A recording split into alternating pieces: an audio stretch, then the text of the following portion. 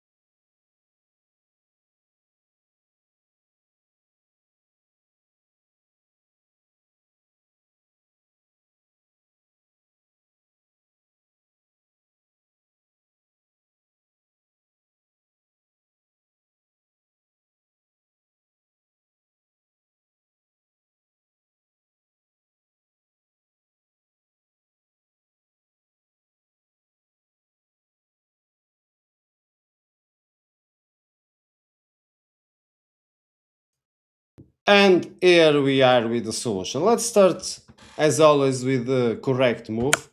Rook c8, check. Only move, only way to win this study.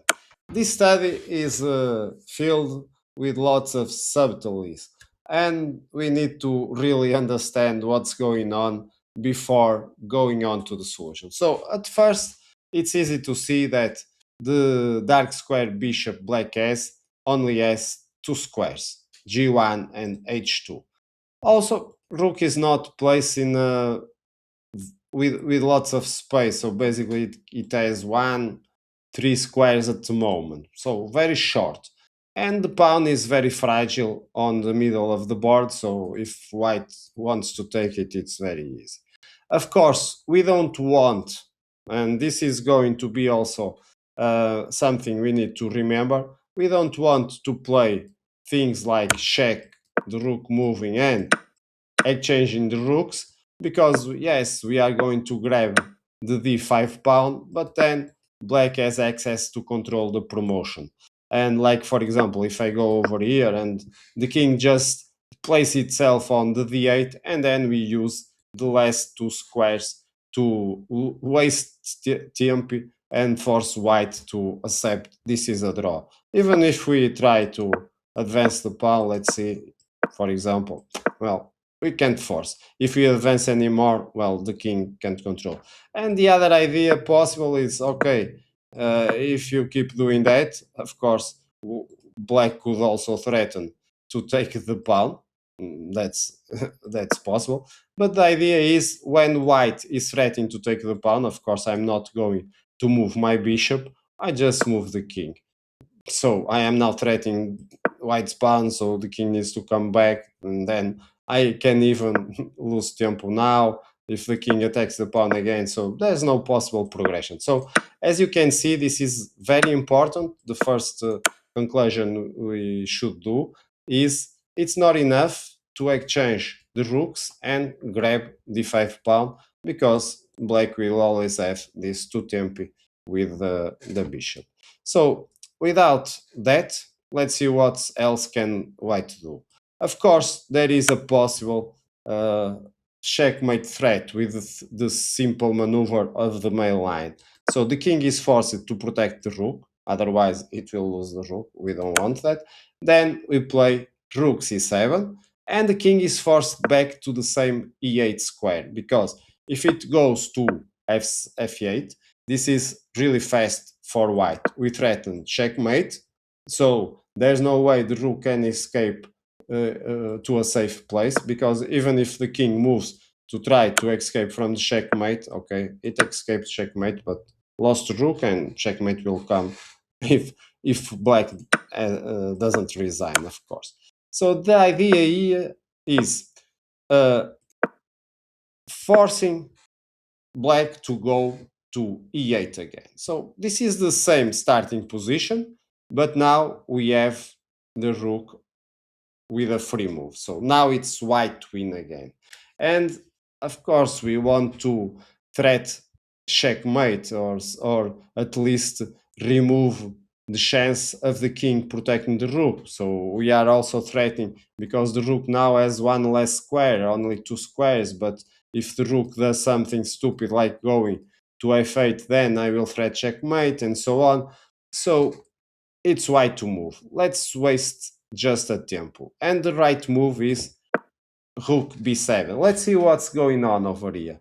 I can show you, for example, if I go too soon to threaten, the rook has not enough distance for the king, so can be attacked now. And so after this, well, it's not possible anymore to win. This is again a draw. So going too soon is not possible. So first, let's move the rook away. So we are threatening again to control this square. We are threatening king f6 at the moment, with check next and winning the rook. But we could also see what happens with rook a7. But rook a7 won't work. But let's first see the main line, and then I guarantee you we are going to understand the subtle difference between the two moves. And so now it's black to play. Of course, black needs to be smart over here because most of the plays don't work. Like, for example, checking the king. Well, we go just to e6, and now we are threatening checkmate again. What can black do? Needs to get away with the king, but now loses the rook. So uh, basically, what happens is black sees that, okay, it, it can't move. If it moves the king, well, this is very direct, and if the king goes to the other side, well, the same threat. We are threatening again checkmate, and the king needs to moves away, and we take the rook. So the first thing we can see now, it's black can't move either the rook or the king. Well, moving the bishop is also possible. That will lead us to also another subtle idea. Let's see that first, for example. Well, here what we do is we want to pass the move again for black. So let's play d4. Now we are threatening to bring our bishop. Again, black can't still move. So let's bring the bishop to g1. Here, uh, another subtlety is we can check too soon. So pay attention to this one, because if we check too soon, well, black has still a resource. Let's go protect our rook, of course, because we don't want to be target with a check by rook b8 and losing the rook. And now it seems like, well, white is going to win because the king is trapped. Next move is a checkmate. Yes, but there is this last resource checking the king, so there's no checkmate over here. So we need to take back, and this gives time, of course, for black to use the now free dark square bishop, and now it's over. It's a draw. We can't force it anymore. So when the bishop comes here, because we want to be the bishop to go back, because that's the ideal position, there won't be a check over here with taking d4, we just lose a tempo. And with this tempo, it's enough, because now black to move again.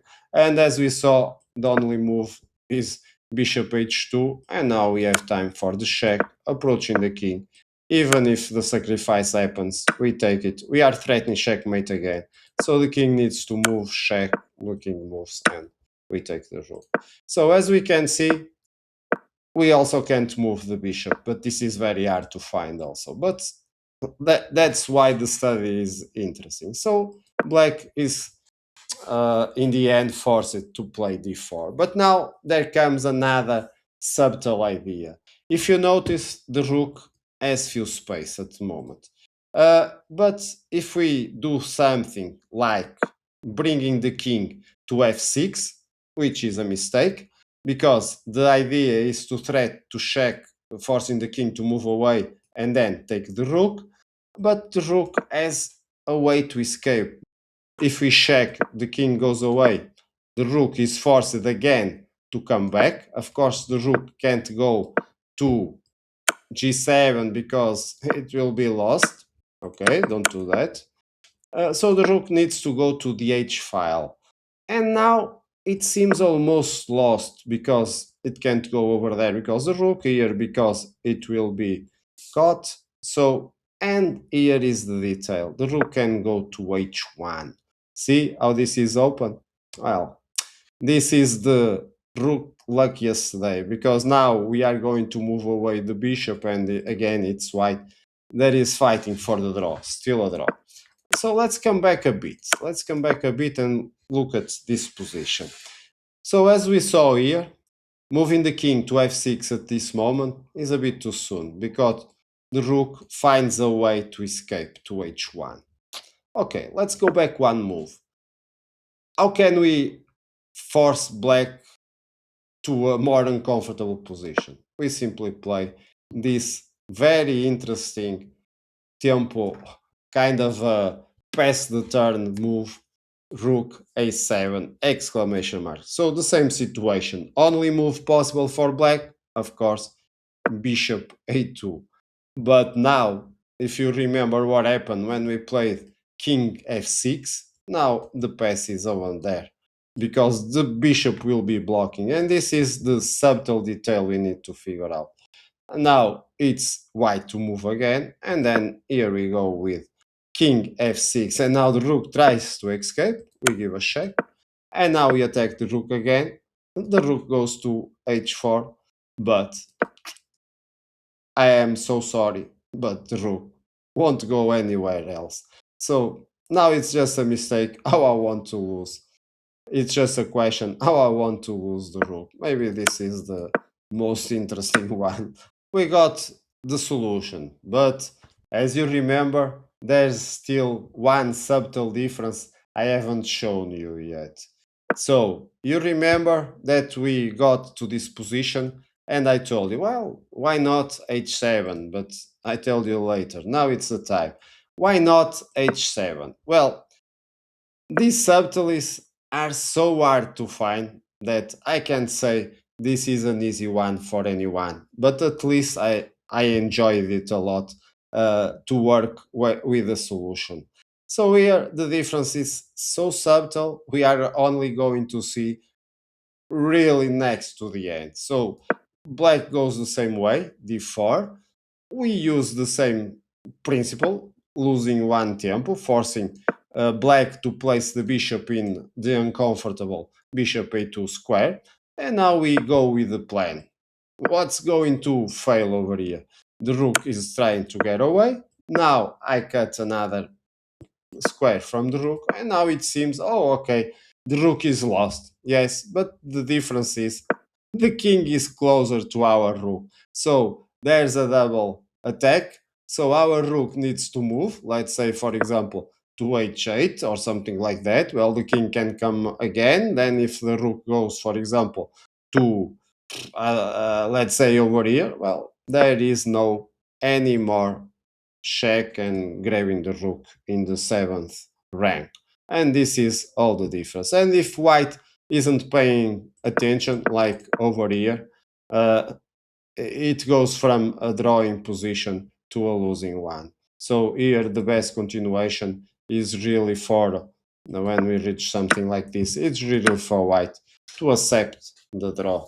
And I think most players would be happy if we reach over here. Okay, this was more or less a long one. Uh, many subtle details, many subtle details. Who would tell that from this initial position we would need to find so many subtle difference between one move and the other that looks alike? Well, I hope you also have enjoyed the solution and working with this study, and see you in future studies. Bye bye.